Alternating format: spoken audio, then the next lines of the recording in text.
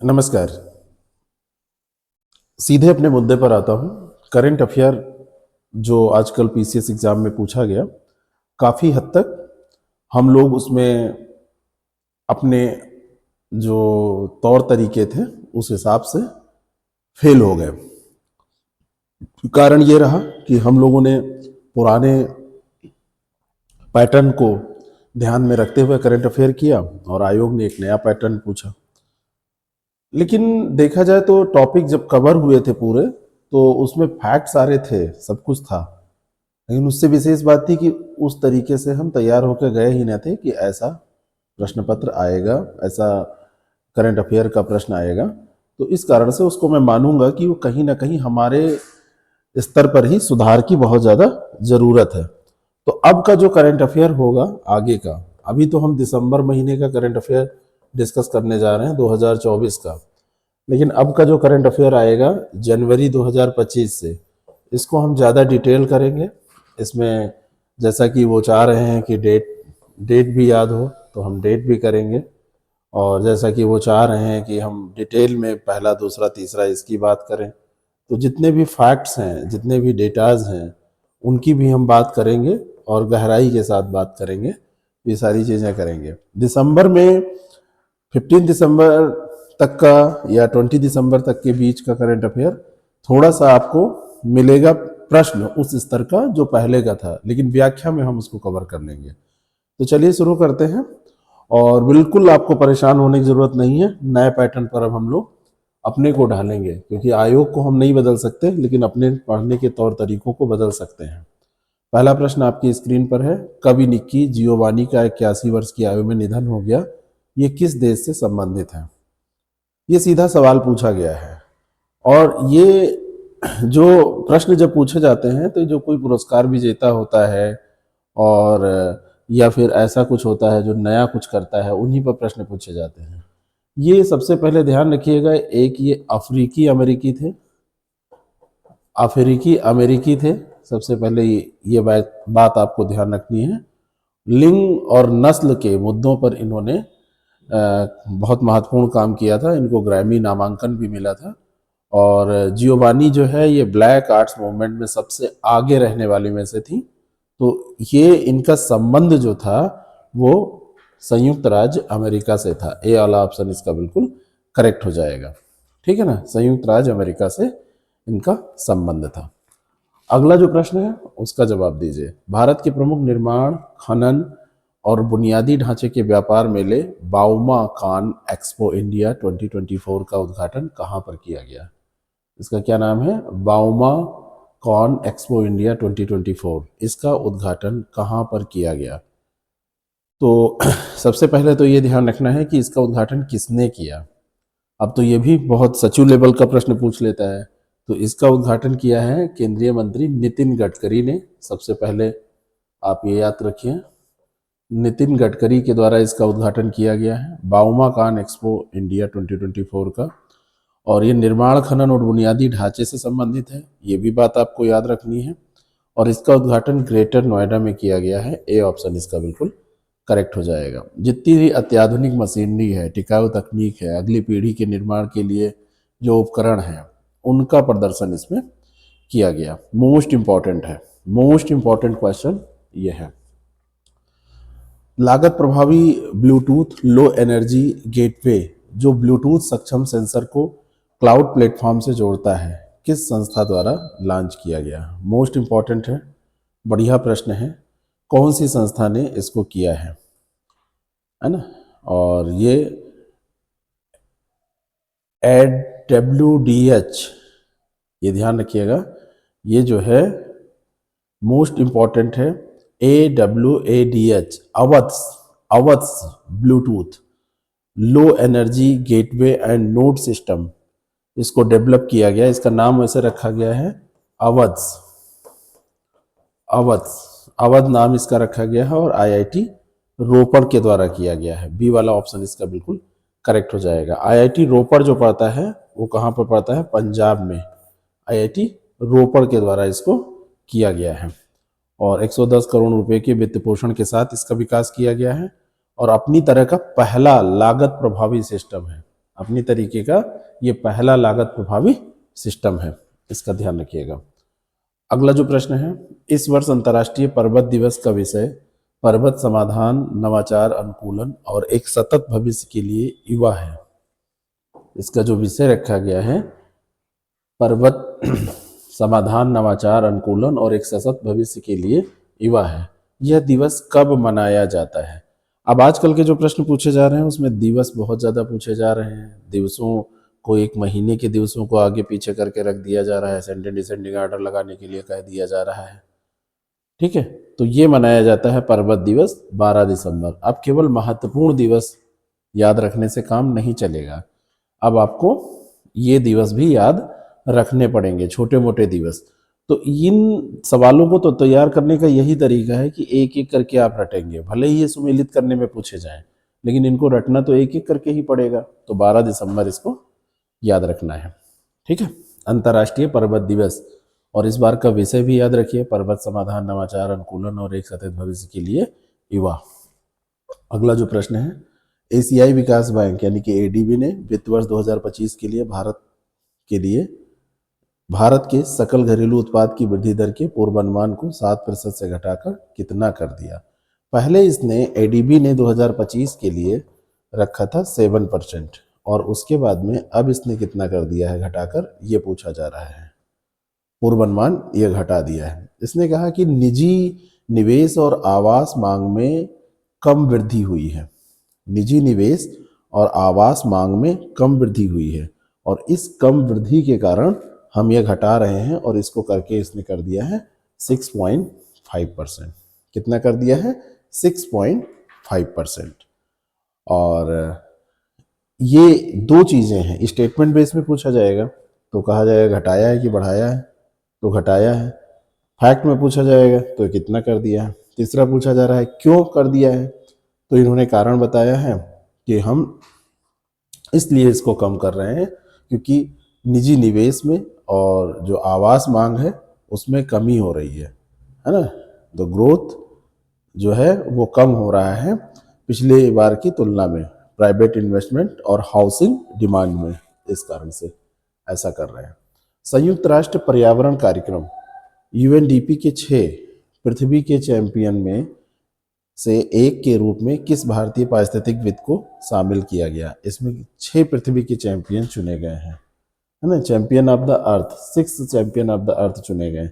उनमें से ये यूएनईपी के हैं, तो उनमें से किसको, एक भारतीय को चुना गया है, उनका नाम आपको बताना है।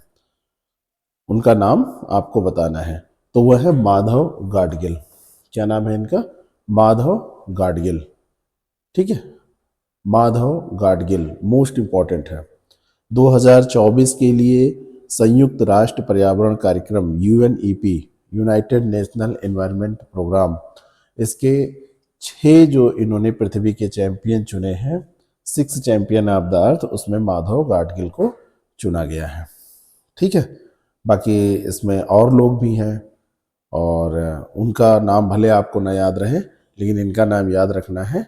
और लोग इसमें हैं सोनिया गुआजारा, और ये ब्राज़ील की हैं, एमी बोर्बस कार्डलिस यूएसए की हैं, और ग्रेबियल पॉन ये रोमानिया के हैं, लू क्यू ये चाइना के हैं। तो इन लोगों को चुना गया है। अगला जो प्रश्न है उसका जवाब, भारत और निकारागुआ के मध्य राजनयिक संबंध कब स्थापित हुए? भारत और निकारागुआ के मध्य राजनयिक संबंध कब स्थापित हुए थे? अब आजकल ऐसे उटपुटांग सवाल भी आपसे पूछे जाएंगे। तो ये राजनयिक जो संबंध है, अभी निकारागुआ और भारत ने QIP को पूरा करने के लिए, त्वरित प्रभाव परियोजनाओं को पूरा करने के लिए एक व्यापक समझौते पर हस्ताक्षर किए हैं। और ये संबंध जो शुरू हुए थे ये 1983 से शुरू हुए थे। ए ऑप्शन इसका बिल्कुल करेक्ट हो जाएगा, 1983 से शुरू हुए थे। ठीक है, भारत और निकारागुआ के बीच में। निकारागुआ है कहाँ, अगर आपसे पूछा जाए तो आप जाएंगे नॉर्थ अमेरिका, और नॉर्थ अमेरिका में, और इधर ये साउथ अमेरिका, और इसके बीच में, है ना, यहाँ पे जो कंट्रीज़ हैं, है ना, पनामा है ना, निकारागुआ है, हॉन्डुरस है, तो यहाँ पे निकारागुआ पड़ता है। मैप में एक बार इसको ज़रूर देख लेना। अगला जो प्रश्न है उसका जवाब दीजिए। जनवरी 2025 में खेलो इंडिया विंटर गेम्स की मेजबानी कौन सा देश या राज्य या कौन सा राज्य या केंद्र शासित प्रदेश करेगा? खेलो India winter games most important है, डेट भी आपसे पूछी जा सकती है। 23 ऑफ जनवरी से लेके 27 ऑफ जनवरी के बीच में इसका आयोजन किया जाएगा। मोस्ट इंपॉर्टेंट डेट है ना। तो 23 से 27 तक है ना। और ये मेजबानी जो करेगा वो कौन करेगा? लद्दाख। कौन करेगा? लद्दाख। ठीक है, लद्दाख। लद्दाख इसकी। अगर स्नो इवेंट पूछ लिया जाए तो जम्मू कश्मीर करेगा। स्नो इवेंट, स्नो इवेंट पूछ लिया जाए तो स्नो इवेंट की मेजबानी जम्मू कश्मीर करेगा। और ये शुरू होगा 22 से 25 फरवरी 2025। 22 फरवरी से 25 फरवरी 2025 के बीच में। तो स्नो इवेंट अगर पूछा जाएगा तो जम्मू कश्मीर, खेलो इंडिया विंटर गेम्स पूछे जाएंगे तो आप याद रखना लद्दाख। बात समझ में? आगे बढ़ते हैं, अगले सवाल पर चलते हैं। सर्वोच्च न्यायालय ने संविधान के किस अनुच्छेद के तहत अपनी शक्तियों का प्रयोग करते हुए एक महिला अधिकारी को स्थायी कमीशन प्राप्त किया? मोस्ट इंपॉर्टेंट है, प्रदान किया। मोस्ट इंपॉर्टेंट है। सर्वोच्च न्यायालय ने संविधान के किस अनुच्छेद के तहत अपनी शक्तियों का प्रयोग करते हुए महिला अधिकारी को स्थायी कमीशन दिया है? केंद्र सरकार को महिला सेना अधिकारियों को स्थायी कमीशन देने का निर्णय सर्वोच्च न्यायालय ने लिया है। और ये जो आर्टिकल है जिसके तहत ये निर्णय लिया गया है, ये आर्टिकल है 142, है ना। 142 BR गवाई और न्यायमूर्ति KV विश्वनाथन की पीठ ने ये फैसला सुनाया है। ठीक है। और ये आर्मी डेंटल कोर में लेफ्टिनेंट कर्नल के पद पर तैनात एक महिला अधिकारी थी, उनकी अपील पर ये फैसला सुनाया गया है। तो आर्टिकल 142 के तहत ये किया गया है। भ्रूण के मस्तिष्क की 3D छवियां जारी करने वाला पहला शोध संगठन कौन सा बन गया है? भ्रूण में जो मस्तिष्क का विकास होता है तो उसकी 3D पिक्चर, है ना, उसकी 3D इमेजेस को जारी करने वाला कौन सा शोध संगठन, पहला शोध संगठन बन गया है? ऐसा कौन सा संगठन है जिसने ये कर दिखाया है? तो ये है IIT मद्रास। बी ऑप्शन इसका बिल्कुल करेक्ट हो जाएगा। IIT मद्रास में सुधा गोपालन कृष्णन ब्रेन सेंटर के द्वारा इसको विकसित किया गया है। ब्रेन मैपिंग तकनीक में ये एक बड़ा डेवलपमेंट होगा। ब्रेन मैपिंग टेक्निक में ये एक बड़ा डेवलपमेंट माना जाएगा। ठीक है। अगला जो प्रश्न है उसका जवाब दीजिए। विश्व शौचालय दिवस 19 नवंबर को भारत के समुदायों को संगठित करने और स्वच्छता को सामूहिक गौरव और जिम्मेदारी के रूप में उजागर करने के लिए हमारा शौचालय हमारा सम्मान अभियान का समापन किस तिथि को हुआ? हमारा शौचालय हमारा सम्मान ये अभियान चल रहा था, तो इसका समापन किस तिथि को हुआ है? विश्व शौचालय दिवस मनाया जाता है 19 नवंबर को। 19 नवंबर को ये मनाया जाता है। तो 19 नवंबर को ये शुरू हुआ था और 10 दिसंबर को ये समाप्त किया गया। भारत के समुदायों को संगठित करने और स्वच्छता को सामूहिक गौरव और जिम्मेदारी के रूप में उजागर करने के लिए इसको मनाया गया। ठीक है, आगे बढ़े। IIT मद्रास ने भारत का पहला हाइपर लूप ट्रेन परीक्षण ट्रैक पूरा किया। इसके संबंध में निम्नलिखित कथनों पर विचार कीजिए। पहला हाइपर लूप ट्रेन परीक्षण ट्रैक ये पूरा किया गया है। तो हाइपर लूप की अवधारणा 2012 में एलन मैक्स के द्वारा तैयार की गई थी। मोस्ट इंपॉर्टेंट ये क्वेश्चन है। हाइपर लूप की अवधारणा 2012 में एलन मस्क के द्वारा शुरू की गई थी और भारत की पहली पूर्ण स्तरीय हाइपरलूप परियोजना की योजना मुंबई और पुणे के बीच में बनाई गई है। ठीक है, दोनों की दोनों बातें यहाँ पर सही है ना। दोनों की दोनों बातें यहाँ पर सही है। हाइपरलूप जो ट्रेनें हैं इनकी स्पीड कितनी होगी? 1100 किलोमीटर पर आवर, 1100 है ना, 1000 से ऊपर, 1000 से ऊपर 1100 किलोमीटर प्रति घंटा की गति से इस पे गाड़ियां चल सकती हैं। मतलब इतनी सीमा, इतनी क्षमता इनकी होगी। है ना। और इस पे चलाई जाएंगी जो गाड़ियां वो 360 किलोमीटर प्रति घंटा की स्पीड से चलाई जाएंगी। ये परिचालन क्षमता है, इतनी क्षमता इनकी होती है और इस स्पीड तक इसमें चलाई जाएंगी।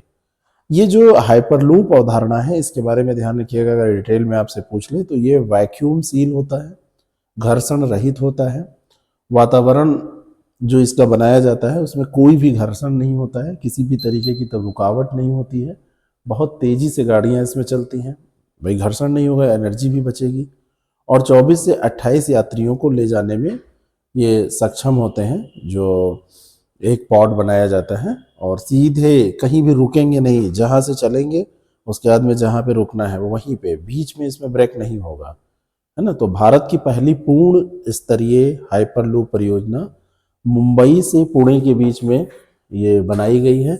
2 चरणों में इसको पूरा किया जाना है, इसको ध्यान रखना है, काफ़ी इम्पोर्टेंट है।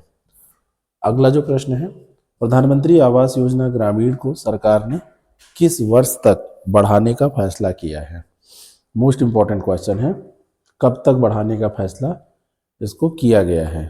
ठीक है, तो ये जो योजना है ये 2028-29 तक इसको बढ़ाने की बात की गई है, और 2028-29 तक इसमें जो टारगेट रखा गया है वो 2 करोड़ घरों का निर्माण करने का टारगेट रखा गया है कि 2 करोड़ हाउसेज इसमें निर्मित किए जाएंगे। सभी के लिए आवास प्राप्त करने के लिए शहर की सरकार की प्रतिबद्धता को ये दर्शाता है। ग्रामीण क्षेत्र में 2 करोड़ आवास इसमें निर्मित किए जाएंगे 28-29 तक। सीरिया का कार्यवाहक प्रधानमंत्री किसे नियुक्त किया गया? मोस्ट इंपॉर्टेंट क्वेश्चन है।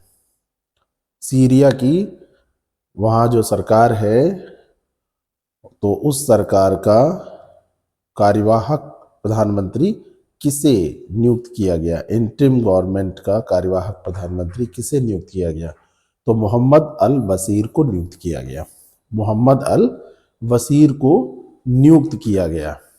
ठीक है, तो बशीर मार्च 2025 तक यहाँ पर ये कार्यवाहक प्रधानमंत्री के तौर पर काम करेंगे।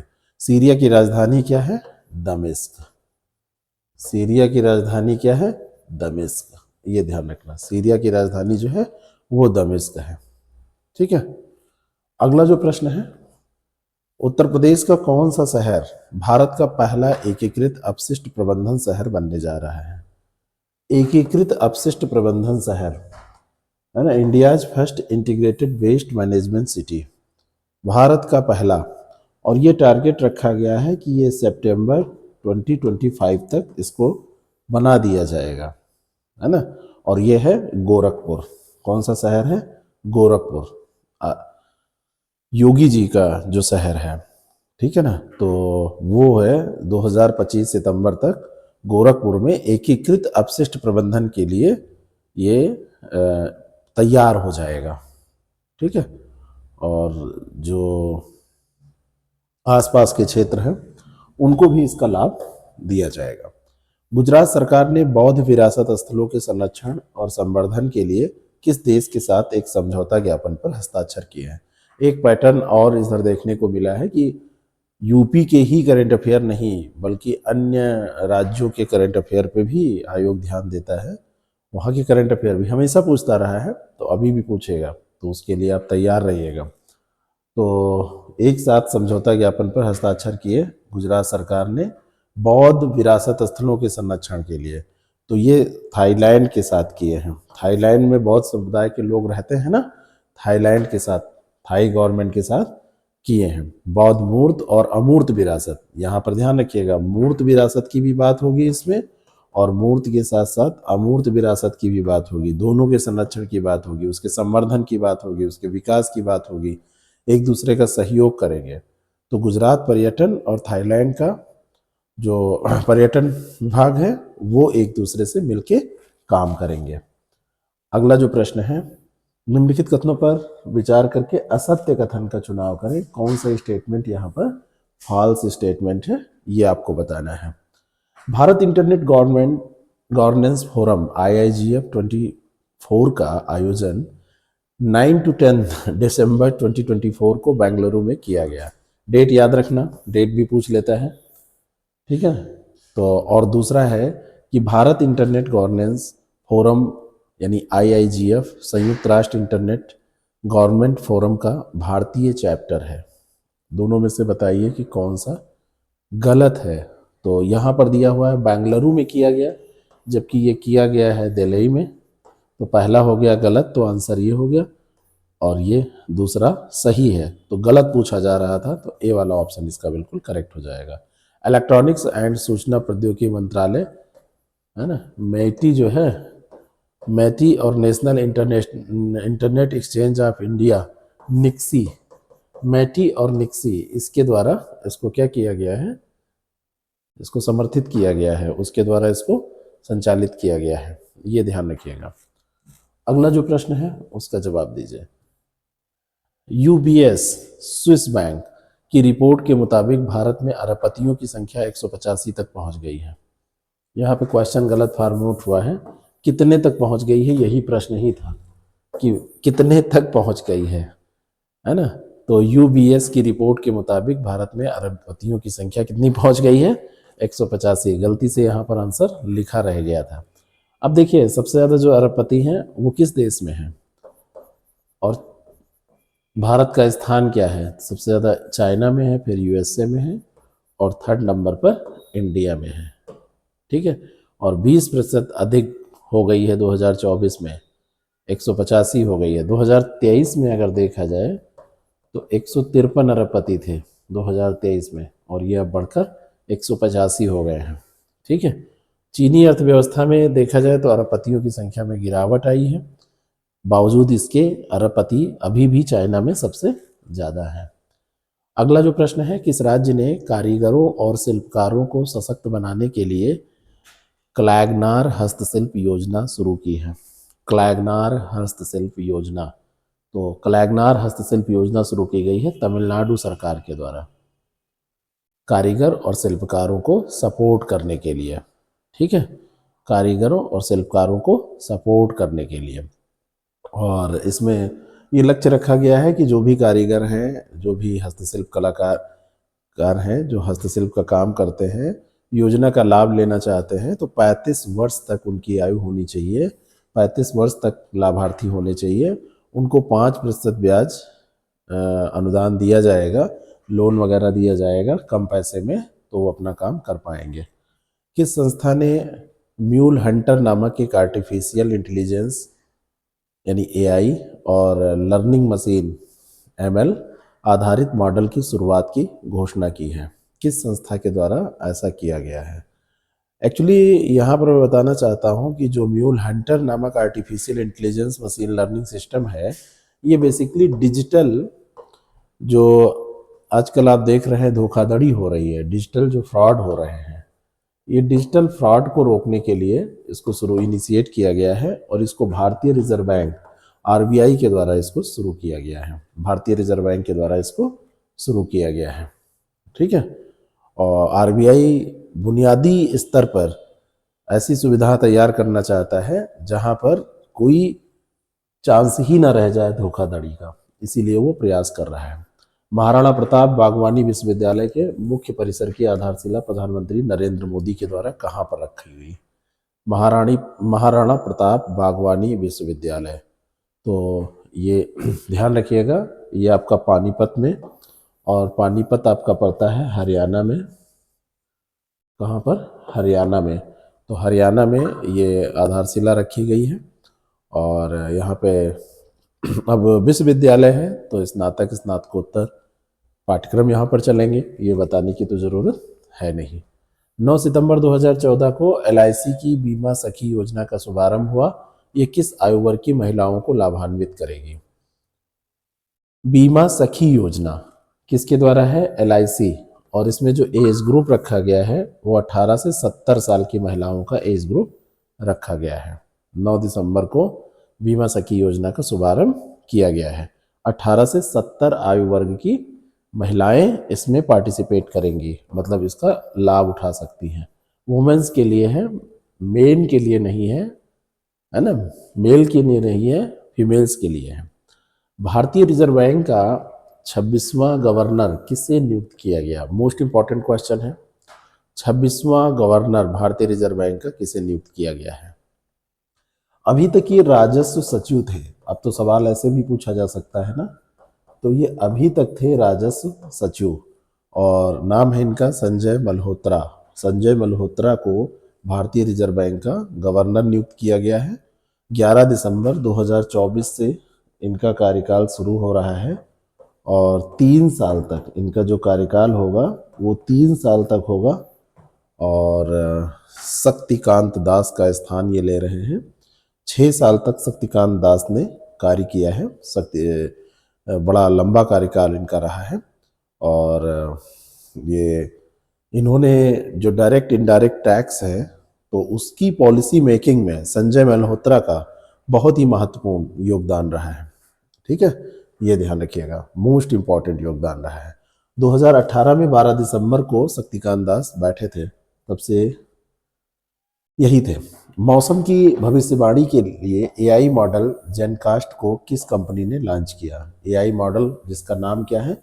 जेनकास्ट, और ये मौसम की भविष्यवाणी करता है।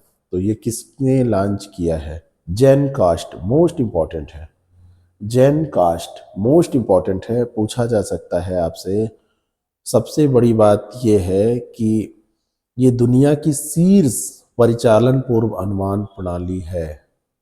दुनिया की world's top operational forecasting system है और इसको शुरू किया है गूगल ने। किसने शुरू किया है?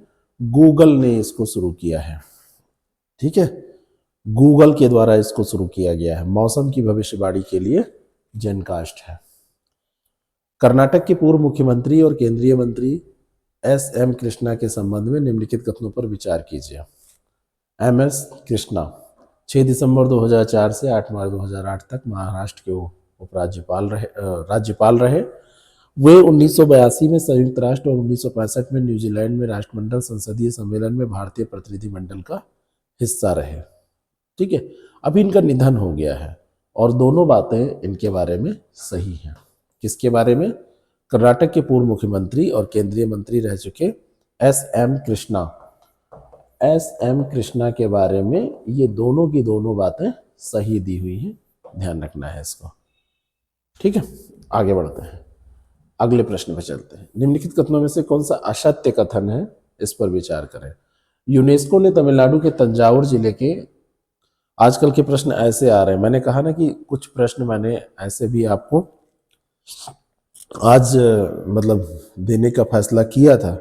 जनवरी से तो पूरा हम ऐसे ही करने जा रहे हैं जिससे कि सब तरीके के प्रश्न आपके तैयार हो जाए। यूनेस्को ने तमिलनाडु के तंजावुर जिले के थुकाची में स्थित अबथ सयास्वर मंदिर को 2023 के विशिष्ट पुरस्कार के लिए चुना है। किसने चुना? यूनेस्को ने। कहाँ का मंदिर? तमिलनाडु का, तंजावुर में स्थित है। नाम क्या है? अबध सायेश्वर मंदिर। राजा विक्रम चोल और राजा कुलोथुंगा चोल ने मंदिर का निर्माण कराया था। पूछा जा रहा है कौन सा असत्य है? पहला भी सत्य है, दूसरा भी सत्य है, यानी कि डी वाला ऑप्शन इसका बिल्कुल करेक्ट हो जाएगा।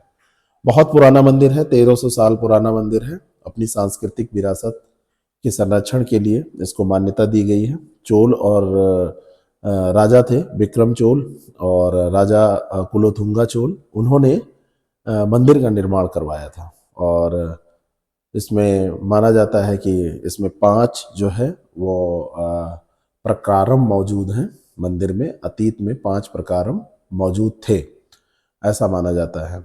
और सौंदर्य नायकी, अम्बल, अष्टभुजा दुर्गा, पारमेश्वरी, आदि सर्वेश्वर, पिल्ल्यार, मुरुगन, चंडिकेश्वर और 2 भैरवम, 2 सूर्य, दूर नागर, ये सब कई पार्ट थे इसके, लेकिन इतना बस ध्यान रखिए, आपका काम हो जाएगा। पीएम पोषण योजना के संबंध में निम्नलिखित कथनों पर विचार कीजिए।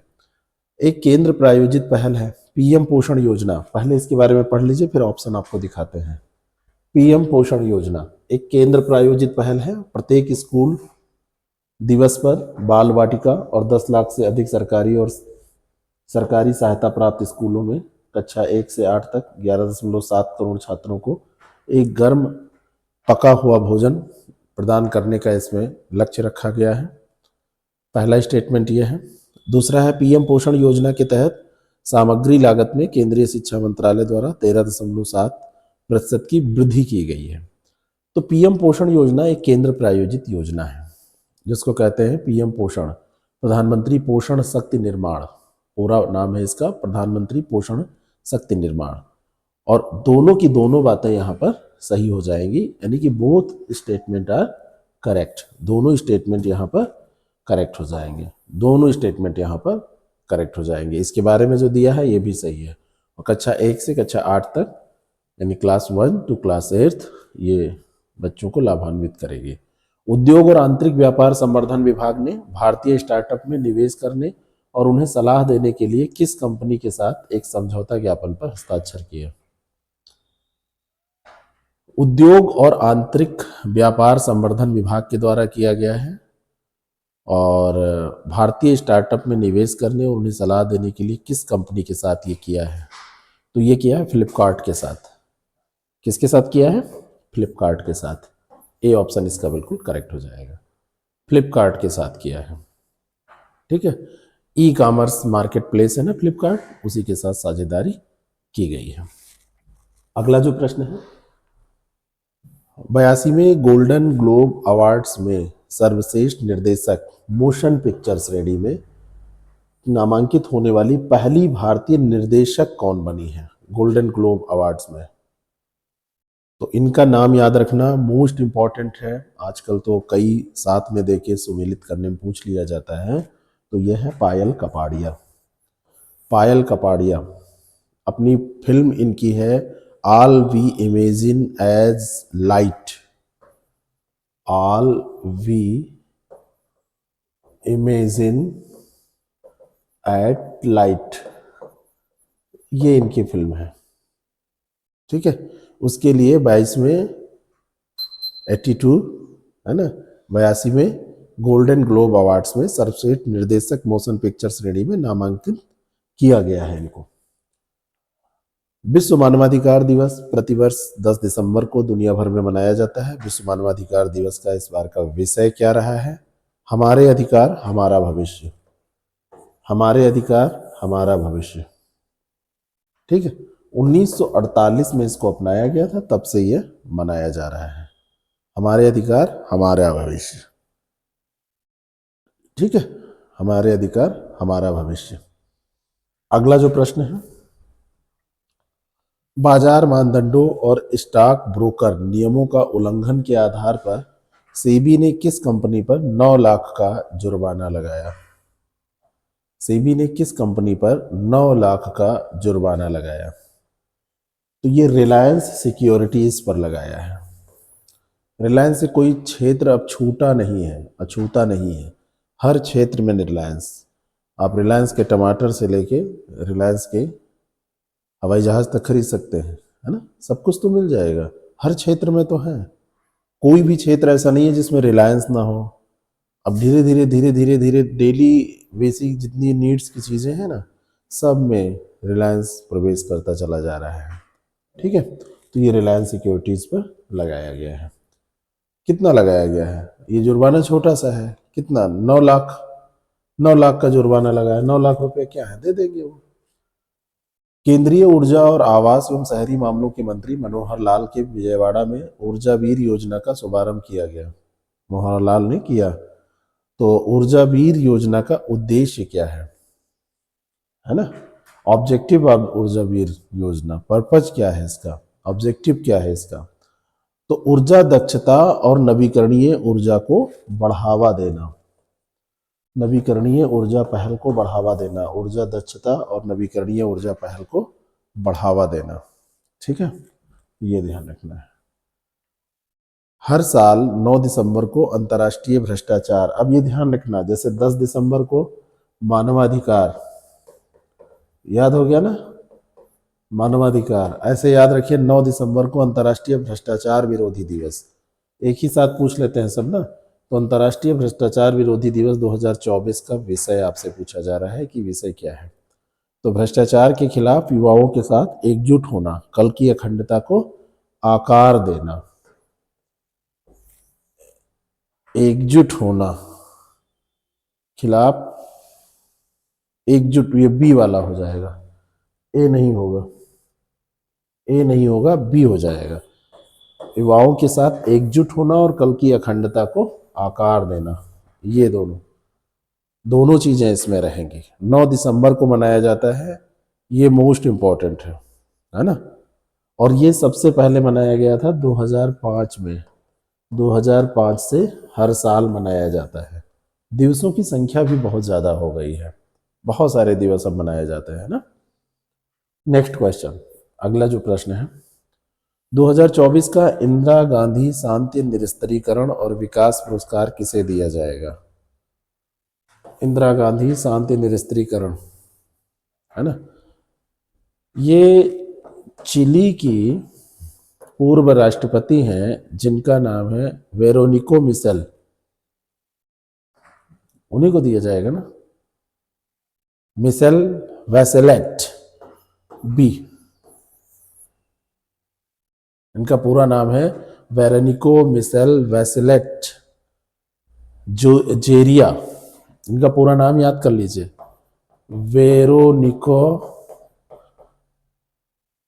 वेरोनिका मिशेल वैसेलेट जेरिया, ये इनका पूरा नाम है, इन्हीं को दिया जाएगा। ठीक है, 2024 का इंदिरा गांधी शांति निरस्त्रीकरण और विकास पुरस्कार इन्हीं को दिया जाएगा। 2 कार्यकाल इनका रहा है, 2006 से 2010, 2014 से 2018, है ना। और वहां पर इन्होंने शिक्षा के क्षेत्र में बहुत सुधार किया था, लड़कियों के अधिकारों के लिए बहुत सारा काम किया था। आरबीआई ने 2024-25 के लिए जीडीपी पूर्वानुमान को 7.2% से संशोधित करके कितना कर दिया? तो अभी हमने एडीबी की बात की थी, एडीबी की बात हमने की थी, तो उसने 7 से घटा के 6.5 किया था। आरबीआई ने 6.6 किया है, आरबीआई ने कर दिया है 6.6। आरबीआई का 7.2 था और 6.6 कर दिया है आरबीआई ने। ठीक है, अगला जो प्रश्न है, रूस के कलिनिनग्राद में यंत्र शिपयार्ड में बहुभूमिका वाले stealth guided missile frigate INS Tushil को, नाम क्या है, आईएनएस तुसील को कमीशन को किस भारतीय नेता के द्वारा किया गया? मतलब ये जो कमीशन किया गया, तो ये कमीशन किस भारतीय नेता के द्वारा किया गया? अभी हमारे जो डिफेंस मिनिस्टर हैं राजनाथ सिंह, तो मिस्टर राजनाथ सिंह ने ही इसको किया है। किसने किया है? राजनाथ सिंह ने। 3 दिवसीय यात्रा पर गए थे ना रसिया की, तो जो 3 दिवसीय यात्रा पर गए थे रसिया की, उसी समय इन्होंने इसको किया है। अगला जो प्रश्न है, भारत इंटरनेट गवर्नेंस फोरम के चौथे संस्करण का विषय। अब यहाँ पर भी देखिए रहेगा, तीसरा चौथा ये सब पूछ लेता है, स्टेटमेंट देखे तो तीसरा चौथा ये भी आपको तैयार रखना है। तो चौथे संस्करण का जो विषय है वो क्या है? तो चौथे संस्करण का विषय है भारत के लिए इंटरनेट गवर्नेंस का नवाचार। इंग्लिश में पढ़िए, internet governance innovation for India, B वाला ऑप्शन इसका बिल्कुल करेक्ट हो जाएगा। इलेक्ट्रॉनिक्स और सूचना प्रौद्योगिकी राज्य मंत्री जितिन प्रसाद हैं, तो उन्होंने चौथे संस्करण का उद्घाटन किया। किसने किया? जितिन प्रसाद ने इसका उद्घाटन किया है। संयुक्त राष्ट्र महासभा के द्वारा किस तारीख को विश्व ध्यान दिवस के रूप में नामित किया गया? विश्व ध्यान दिवस के रूप में नामित किया गया, बताइए, विश्व ध्यान दिवस के रूप में। तो अभी 3 दिवस हम लोगों ने पढ़े, एक 10 दिसंबर को, एक 9 दिसंबर को, और एक अभी 21 दिसंबर को। तो 21 दिसंबर ध्यान है, ये मानवाधिकार है। 9 दिसंबर क्या था, आप लोग बताइए, इसी समय टाइप कीजिए। तो ये 21 दिसंबर, ये क्या है? 21 दिसंबर, डी वाला ऑप्शन करेक्ट हो जाएगा। 21 दिसंबर, ठीक है, 21 दिसंबर, 21 दिसंबर ध्यान रखना है। आगे बढ़े, 6 दिसंबर को किस अमेरिकी राज्य में महात्मा गांधी की स्मृति दिवस के रूप में घोषित किया गया? 6 दिसंबर महात्मा गांधी की स्मृति दिवस, घोषित किया गया 6 दिसंबर को, है ना। कैपिटल बिल्डिंग है एक, कैपिटल बिल्डिंग। तो कैपिटल बिल्डिंग जो है महात्मा गांधी की एक प्रतिमा का यहाँ पर अनावरण किया गया नेब्रास्का में। कहाँ पर? नेब्रास्का में। ठीक है, तो गांधी स्मृति दिवस के रूप में इसको घोषित किया गया 6 दिसंबर को वहीं पे। और ये कैपिटल बिल्डिंग जो थी, मतलब जो है, उसमें महात्मा गांधी की एक प्रतिमा का अनावरण भी किया गया है। विजडम नामक 74 वर्षीय लेसन अल्बाट्रॉस ने हवाई के प्रशांत महासागर के मिडवे एटोल राष्ट्रीय वन्यजीव अभयारण्य में 4 वर्षों में अपना पहला अंडा दिया है। लेसन अल्बाट्रॉस, इसने ये अंडा दिया है। ये क्या है? तो विजडम जो है, ये जिसका नाम रखा गया है लेसन अल्बाट्रॉस, ये है क्या? तो दुनिया की सबसे वृद्ध जंगली चिड़िया है। 74 वर्षीय है ये, सबसे वृद्ध जंगली चिड़िया है। 74 साल कौन चिड़िया जीती है ना, है ना। ये हर वर्ष ये इसमें एक पैटर्न देखा गया है, और ये इधर उधर वैसे रहती है, लेकिन साल में एक बार अपने साथी के पास आती है, उसके साथ रहती है, और घोंसले के जहाँ पर इसका घोंसला है वहाँ जाती है और अंडा देती है। तो ये 74 वर्षीय लेसन अल्बाट्रॉस ने 4 वर्षों में अपना पहला अंडा दिया। 4 वर्ष से इसने अंडा नहीं दिया था। तो एक ये चिड़िया है। रिम तालबा जीन एमेनुअल ओड्रागो हाल ही में किस अफ्रीकी देश के प्रधानमंत्री नियुक्त किए गए हैं? नाम देखिए इनका, रिमतालबा जीन एमेनुअल ओड्रागो, और ये बने हैं कहाँ के प्रधानमंत्री? बुर्किना फासो के। कहाँ के? बुर्किना फासो के। ठीक है, अफ्रीकी देश है बुर्किना फासो जो है, वो अफ्रीकी देश है। एक सवाल आप लोगों के लिए है, बुर्किना फासो की आपको कैपिटल बतानी है। आजकल कैपिटल बहुत पूछी जा रही है ना, तो कैपिटल बतानी है, राजधानी क्या है बुर्किना फासो की, ये आप बताइएगा।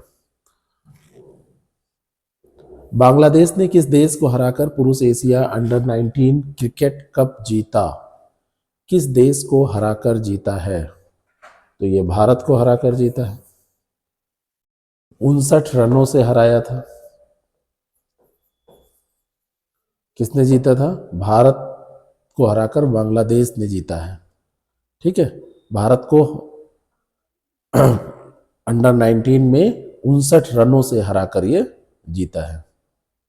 ठीक है, पहली बार 1989 में बांग्लादेश में ये आयोजित किया गया था, पुरुष एशिया अंडर 19 क्रिकेट कप 1989 में। ठीक है, और फिर 14 साल तक इसका कोई संस्करण नहीं हुआ था। 2003 में फिर दूसरा संस्करण हुआ था पाकिस्तान में। 2007 में इसका नाम बदल कर ACC अंडर 19 एलीट कप कर दिया गया था। सऊदी अरब के रियाद में एशिया प्रशांत फोरम में भारत को किस क्षेत्र में एशिया और प्रशांत के लिए 2024 का अच्छा अभ्यास पुरस्कार प्रदान किया गया? सऊदी अरब के रियाद में यह किया गया। तो सऊदी अरब के रियाद में एशिया प्रशांत फोरम में भारत को किस क्षेत्र में ये किया गया है? तो सामाजिक सुरक्षा के क्षेत्र में किया गया है। कहाँ किया गया? रियाद में, सऊदी अरब में। एशिया प्रशांत फोरम में भारत को किस क्षेत्र में एशिया और प्रशांत के लिए 2024 का अच्छा पुरस्कार, अच्छा अभ्यास पुरस्कार ये दिया गया है। गुड प्रैक्टिस अवार्ड, अंग्रेजी में याद करिए, गुड प्रैक्टिस अवार्ड। तो ये सामाजिक सुरक्षा के क्षेत्र में दिया गया है। देश भर में तपेदिक यानी कि टीबी की घटनाओं और मृत्यु दर की चुनौतियों से निपटने के लिए 100 दिवसीय सघन अभियान की शुरुआत केंद्रीय स्वास्थ्य और परिवार कल्याण मंत्री जगत प्रकाश नड्डा ने 7 दिसंबर को कहां से की? 7 दिसंबर को क्या मनाया जाता है? कोई डेट होती है क्या? तो ये हरियाणा से की है इन्होंने, और हरियाणा में स्थान पड़ता है पंचकुला। पंचकुला से की है ना, हरियाणा से पंचकुला नामक स्थान से की है ना, हरियाणा में की है। और 100 दिवसीय ये सघन टीबी अभियान है। वैसे जो स्वास्थ्य दिवस मनाया जाता है वो किस तिथि को मनाया जाता है? आंसर कीजिए। स्वास्थ्य दिवस मनाया जाता है ना? राष्ट्रीय स्वास्थ्य दिवस कि अंतर्राष्ट्रीय? बताइए, इसकी इसकी डेट बताइएगा। भारत के पहले गूगल सुरक्षा इंजीनियरिंग केंद्र की स्थापना के लिए गूगल के साथ एक रणनीतिक समझौते पर हस्ताक्षर किए। ये केंद्र कहाँ स्थापित होगा?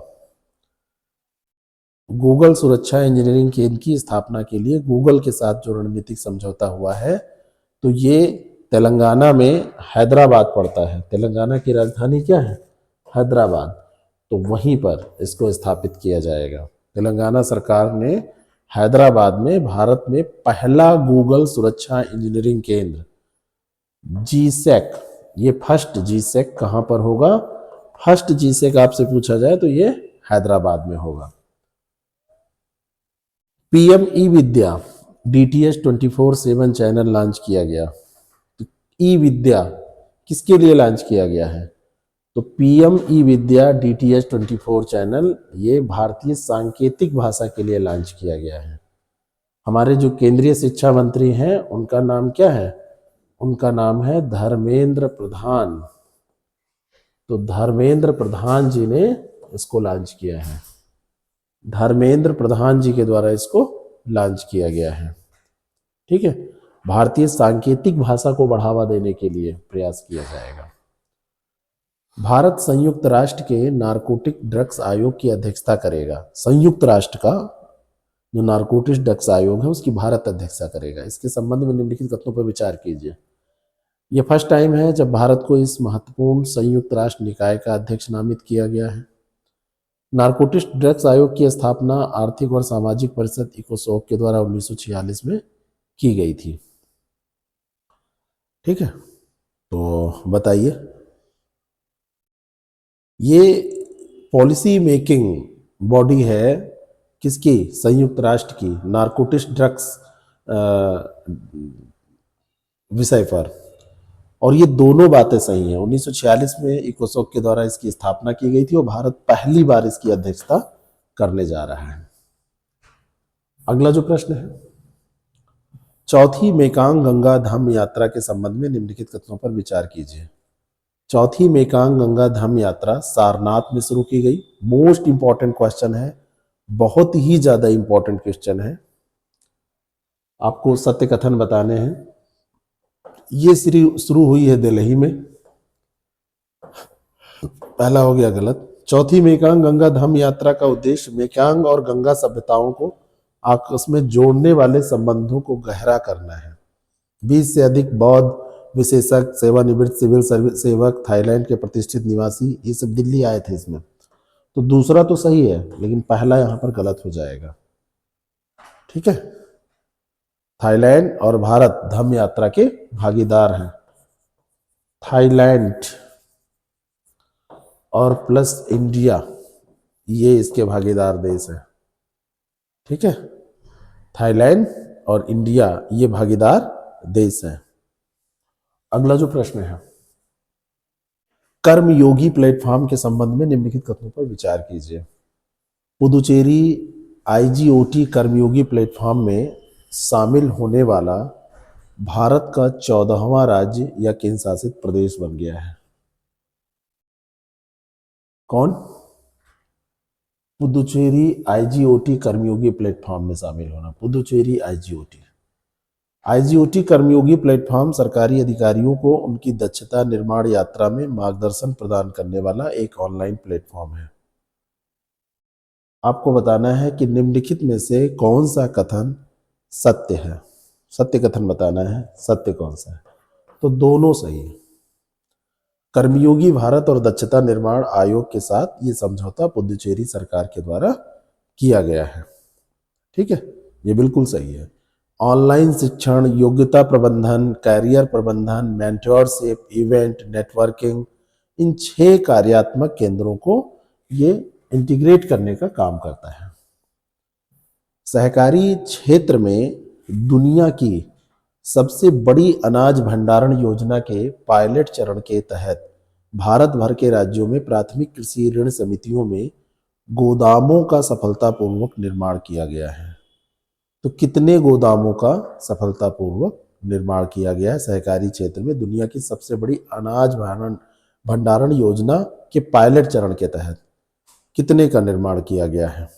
ठीक है, तो ये आपको बताना है कि उनकी संख्या कितनी है।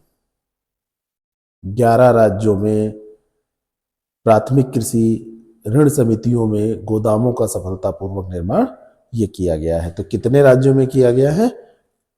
ये चरण पायलट चरण है, तो पायलट चरण में अभी कितने में किया गया है? तो 11 राज्यों में किया गया है। इसमें महाराष्ट्र है, उत्तर प्रदेश है, तमिलनाडु है, कर्नाटक, गुजरात, मध्य प्रदेश, उत्तराखंड, असम, तेलंगाना, राजस्थान और त्रिपुरा, ये 11 शहर हैं, मतलब 11 राज्य हैं जहाँ पर किया गया है। तो ये पार्ट फर्स्ट रहा। इसके आगे 51 से हम पार्ट सेकंड डिस्कस करेंगे और ऐसे आगे बढ़ते रहेंगे। तो पार्ट पार्ट में इसको कर डालेंगे और ये तैयार हो जाएगा और फिर आपको इसका मैगजीन और सब कुछ जनवरी से मिलेगा। Thank you so much. कोई क्वेरी होगी तो आप कमेंट में डाल दीजिएगा, हम उस पर उत्तर ज़रूर देंगे।